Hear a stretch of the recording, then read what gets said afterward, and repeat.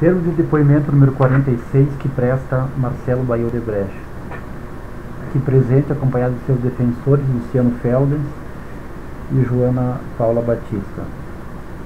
Marcelo, eu indago se estes são os teus defensores e se tu estás aqui de forma voluntária para colaborar, para depor e colaborar com o Ministério Público Federal no contexto do procedimento de colaboração premiada celebrada com base na Lei 12.850 de 2013. Indago ainda se tu está ciente que os efeitos da colaboração premiada dependem da tua colaboração, não só do depoimento que já sendo prestado aqui hoje, como também dos meios de prova que vierem a ser entregues. São meus defensores, estou aqui espontaneamente. Eu lhe peço, por favor, que fale sobre o anexo 22.2, encerramento do programa de operações estruturadas. Peço para confirmar o conteúdo dele e também para explicar, por favor. Eu confirmo o anexo, o conteúdo dele.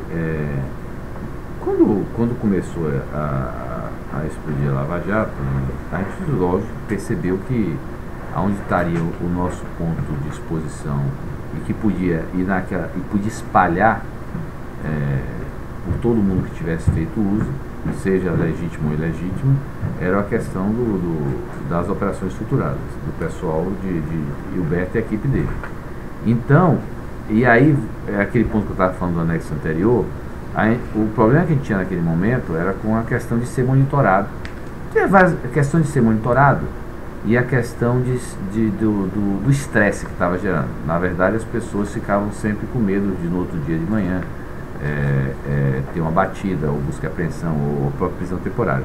Então, minha recomendação nesse momento, numa conversa que eu tive com o Gilberto, foi: Gilberto, para vocês conseguirem, foi encerrar operações estruturadas, não vamos discutir, o negócio é grave, vamos encerrar, até para que esse assunto não se espalhe e exponha que não tem que ser exposto. E eu acho que vocês deviam todos ir para o exterior para vocês conseguirem trabalhar.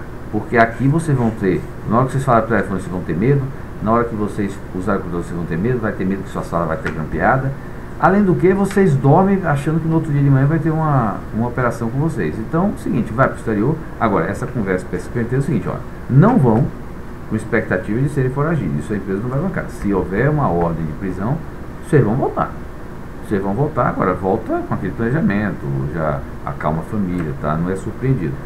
Então, houve essa orientação, eu orientei especificamente, a única coisa que eu orientei na época foi não trabalhe nos Estados Unidos, porque o meu processo de monitoramento que podia haver aqui, no meu entendimento, podia haver nos Estados Unidos. Depois eu fui saber que as famílias de dois deles, o Fernando e o Gilberto, ou o Fernando e o Luizinho, as famílias foram para Miami, ou não sei se os dois, mas foram para os Estados Unidos. E aí eu fiquei incomodado e eles me disseram: não, Marcelo, mas eles estão tendo a disciplina até de não levar o celular que trabalham para os Estados Unidos. As famílias estão lá, mas eles trabalham na República Dominicana, nos outros países da América Central durante a semana e vão para os Estados Unidos só no final de semana ficar com as famílias. Foi isso. E o Gilberto, eu tentei, Gilberto, eu acho que você devia fazer a mesma coisa, mas o Gilberto estava reativo, não queria sair. Parece que depois ele acabou pensando em sair, pegou um visto, mas aí eu acho que eu já estava até preso quando ele tomou a decisão. Mas o Gilberto estava reativo e os outros dois foram nesse esquema. Assim, e a essa altura do campeonato eu já estava bem desconfortável com que a gente já tinha percebido algum descontrole. E aí eu pedi para uma LE da Props, que não tinha nada a ver com isso, mas tinha um background financeiro, que é o Felipe. Felipe, me ajuda a monitorar que está acabando esse programa todo de operações estruturadas. E eu acho também que até na lógica de você poder trabalhar com serenidade, sem ter risco de monitoramento, acho que você devia viajar, você devia ficar fora. E aí eu pedi a ele esse assunto. Tá. E em que medida foi essa ordem, Marcelo, de encerramento do programa de operações estruturadas? O que ele compreendeu? A fechar todas as contas e não fazer mais operação. Certo. Sendo mais específico, encerramento de contas, a Odebrecht, praticamente ela comprou um banco no exterior aqui, o Maior Bank, né? Mas houve uma ordem também, em algum momento alguém deve ter te informado. Naquele momento, é importante o seguinte, eu estou baseado, a minha decisão foi baseada na informação que eu tinha na época. Eu sabia na época, havia contas, havia um volume grande de pagamentos, espalhado que ia expor, isso sabia, entendeu? Eu sabia que pagamentos tinham sido feitos, independentemente se o uso tinha sido legítimo ou não, ia contaminar tudo, da mesma maneira que foi pago um diretor da Petrobras, foi pago um cara de um político, o Caixa 2 é dívida, da mesma maneira que foi pago um subcontratado, da mesma maneira que foi pago um executivo, ia fazer uma contaminação, ia miscuir tudo. Então eu disse assim, tem que acabar. O que é que eu sabia? Eu não sabia do sistema. Por exemplo, é fácil ver até nas minhas notas que eu fiz para a minha última conversa, uma das últimas conversas com o não tinha sistema, porque eu não sabia do sistema. Não sabia que havia um sistema, eu não me preocupei com o sistema. Então o que é que eu sabia? Que tinha, vá para o exterior, tinha conta que tem que ser fechada, não faça mais operação. Isso é o que eu sabia. Obviamente que eu não sabia tudo que havia, portanto não tinha como. O que é que eu imaginava, por exemplo, naquela época? Que os operadores, eles eram operadores, isso que era informado, não eram só nossos. Por exemplo, o Olívio, que eu vinha conhecer preso já, não sabia que existia Olívio. O Olívio, eu pensei, o Olívio, outros Olívios, o que é que eu pensava? Que ia atuar para o Odebrecht e para vários outros. Então você tem uma conta. Isso é o que a gente imaginava. Inclusive, desde que a Lava Jato se iniciou, na época, estou falando de 2014, o nosso pessoal jurídico está na cata.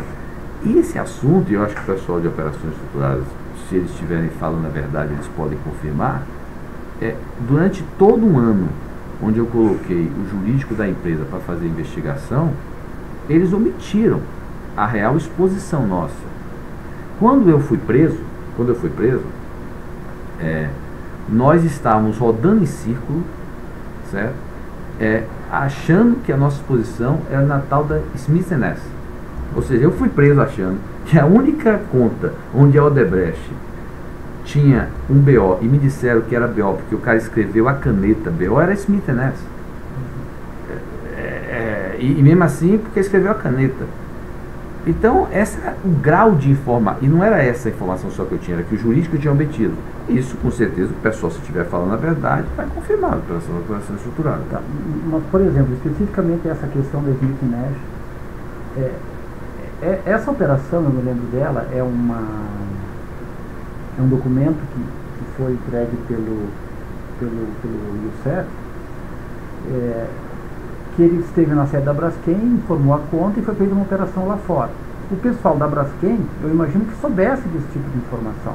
Porque se ele recebeu um dado, recebeu o Youssef, que era uma pessoa que fazia o que fazia, né? Recebeu dele dados bancários e fez a transação lá fora, alguém lá dentro sabia desse. Né? E o interlocutor dele era o Alexandrino, era um deles, né? Vê como é que a história se comporta. Tudo que acontecia, as pessoas não dizem exatamente como é. Vamos pegar o caso, exemplo de Alexandre. Quando o Bernardo assumiu, eu assumi a presidência do conselho em 2008, tá? 2008. Agosto de 2008, Bernardo assumiu, uma pessoa, depois até tive um problema, Bernardo Gradini, depois tive um problema com ele, mas ele assumiu, é uma pessoa de minha confiança na época. E até eu assumi a presidência do conselho, porque a gente resolveu botar Bernardo, e o Pedro, que era presidente da Odebrecht, na época ele disse assim: João Marcelo, eu não tenho a relação de confiança que você tem com o Bernardo, então assuma logo a presidência do conselho, já que você vai assumir no final do ano, quando você for presidente da Odebrecht. Aquele processo de transição. Quando eu assumi, uma das coisas que Bernardo, na época, falava, ele detestava Alexandrino. E não gostava. E Alexandrino sempre foi uma pessoa que tinha relação, uma das pessoas que reconduzia a nossa relação com algumas pessoas do PT. Ele me pediu, inclusive, para conseguir um programa para Alexandrino fora da Braskem. Ele ia entrar na Braskem e não queria Alexandrino na Braskem. Então eu consegui um programa para Alexandrino inicialmente na Road e depois migrando para a construtora. Eu fui descobrir depois que Alexandrino continuava apoiando o Bernardo. Bernardo nunca me disse, até porque Bernardo falava o diabo de Alexandrino. E depois eu descobri que Bernardo continuava usando Alexandrino para fazer meio de campo com o Youssef. imagine meus papos aqui com o Youssef, onde o que ele dizia eu ficava, sabe, eu preso aqui, eu falei, acho que só essa, rapaz. Você estava assessorando o Bernardo que detestava você, que dizia que não usava. Então, quer dizer, esse tipo de coisa não era assim, as pessoas, era essa confusão toda. Inclusive, uma das dificuldades que tem numa empresa como a nossa, descentralizada, até uma decisão nossa, e talvez tenha sido por isso que a empresa engessou, eu estava preso. Veja bem, eu estava preso. E com esse nível de descentralização aí fora, imagine, a empresa parou. Não era capaz de tomar nenhuma decisão, nem para o bem nem para o mal, entendeu? Foi o que de fato aconteceu também, entendeu? Tanto que todo mundo diz que a maneira como o Odebrecht conduziu a gestão pós-crise foi a pior entre todas as empresas. O diretor-presidente preso, e o processo de centralização, onde ninguém, nem eu que estava preso, nem ninguém que estava aí fora, tinha o domínio de todo mundo sabia umas partes, e ninguém conseguia juntar o todo mundo sabia qual era a exposição. O cara achava que a exposição não ia chegar nele, outros estavam preocupados, mas não conseguiam ter. Então, é um processo complicado tomar uma decisão dele. Então, não houve isso. A minha decisão que eu fiz foi assim, acaba com a operação, fecha as contas. O meu grau de conhecimento, eu não tinha esse conhecimento todo. O nosso jurídico que se envolveu não tinha o conhecimento, não conseguiu, ficou rodando em ciclos com a tal da Smith & Ness, que a gente só descobriu porque teve veja bem, olha a nossa surpresa, quando teve a delação que o Paulo Roberto disse que tinha recebido, em tese você não podia receber e pagar dinheiro para a PEP. É a primeira coisa. Como é que a gente paga para um diretor que é PEP? Porque em tese a gente sabia o quê? Que tinha sido feito pagamentos ao PT a pedido de Paulo Roberto. A gente não sabia que tinha sido feito pagamentos ao Paulo Roberto, porque isso aí ia contra a lógica inicial do sistema, que era para fazer o check and balance. Então tudo isso pegou, não é que alguém na empresa, todo mundo sabia seus fragmentos. E aqueles que faziam as irresponsabilidades, talvez, não soubessem a consequência da... Olha só, era muito difícil para qualquer um, e comigo preso, ainda tomar uma decisão, entendeu? Mas o que eu disse foi o seguinte: fecha as contas e acaba a operação estruturada e vai para o exterior para trabalhar com mais serenidade e sem risco de grampo. Foi isso que eu fiz em relação à questão das operações estruturadas.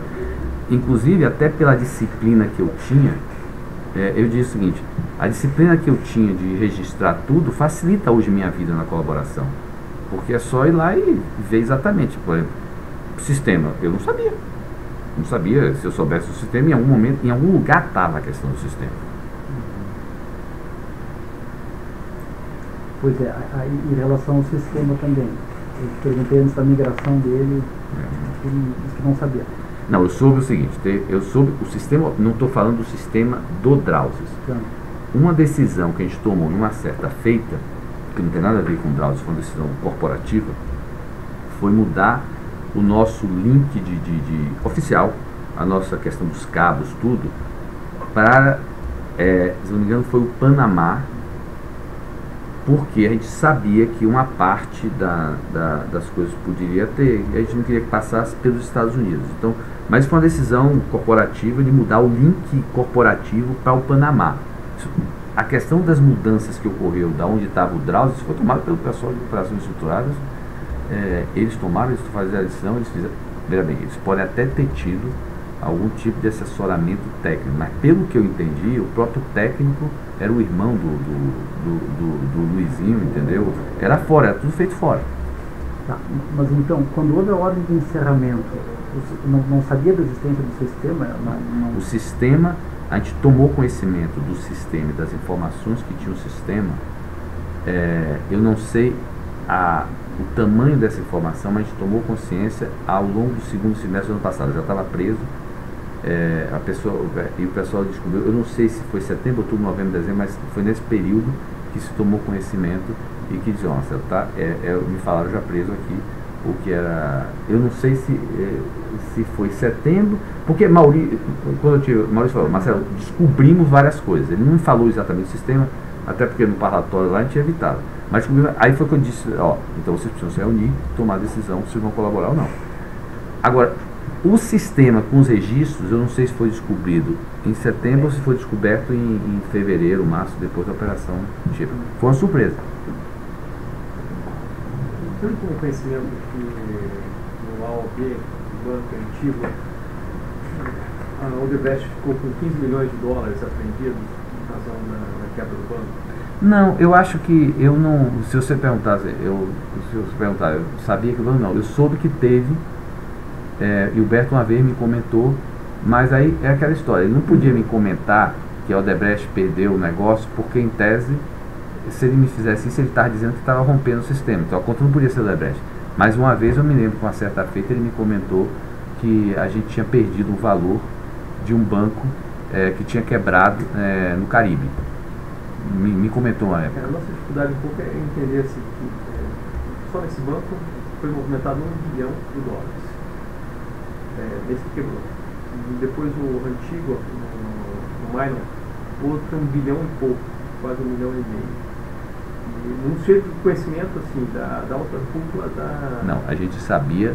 Da empresa. Não, veja bem, eu não estou querendo dizer que eu não sabia, veja bem. Nós sabíamos que, e eu sabia, e a alta cúpula da empresa sabia, a gente sabia, o sistema sabia que a gente sempre movimentou ao longo dos anos variava entre 0,5% a 2% do faturamento do grupo. Nós estamos falando de grupo que chegou a faturar R$100 milhões. Nós estamos falando de 2%, estamos falando de 2 bilhões de reais. Então quer dizer o seguinte, a gente sabia que, a depender do ano de necessidade, porque às vezes você gera mais, a gente sabia que 0,5% a 2% do faturamento, certo? Sempre, historicamente, isso estamos falando de 20, 30 anos, transitava por caixa 2 pelas necessidades que eu já falei diversas. Então, o que a gente sabia era do volume. O que eu entendo que às vezes é difícil, o que a gente não sabia, e era assim que a empresa era a utilização disso, era baseado na confiança. Aí, a única coisa que eu posso mostrar isso é o seguinte: da mesma forma que alguém poderia gastar R$100 milhões de caixa 2 sem buscar autorização, ele poderia também gastar 100 milhões de caixa sem autorização. Porque talvez a única forma de demonstrar a delegação do grupo é o seguinte: uma pessoa poderia fazer uma proposta, isso talvez não existe em nenhuma outra empresa do mundo. Um diretor de contrato poderia fazer uma proposta de $3 bilhões, que poderia gerar um prejuízo de $500 milhões, sem buscar autorização de ninguém da empresa. Uma pessoa que tem uma delegação para perder $500 milhões pode, da mesma forma, usar $50 milhões de uma maneira contrária. Então, a nossa delegação era deste nível. Seja para o eu acho que a única maneira de compreender o porquê que havia essa delegação do modo ilícito era porque a mesma delegação, ela não existia.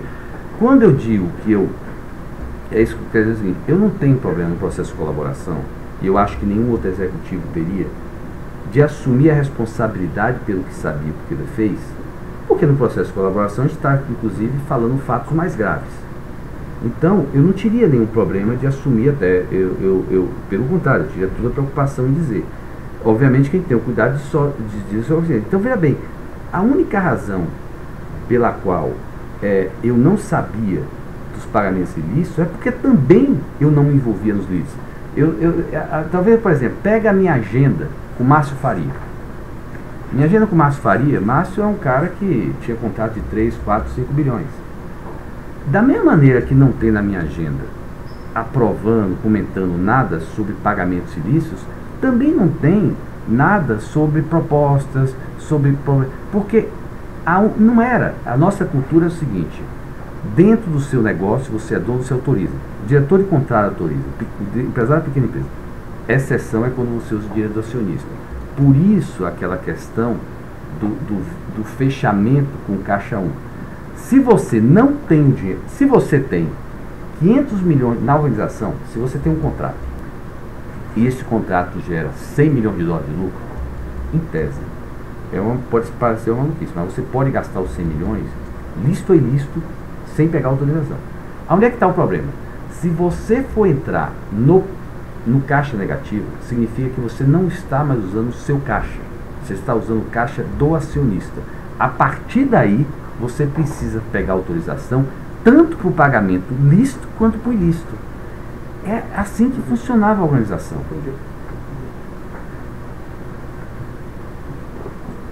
O senhor tem algum acréscimo?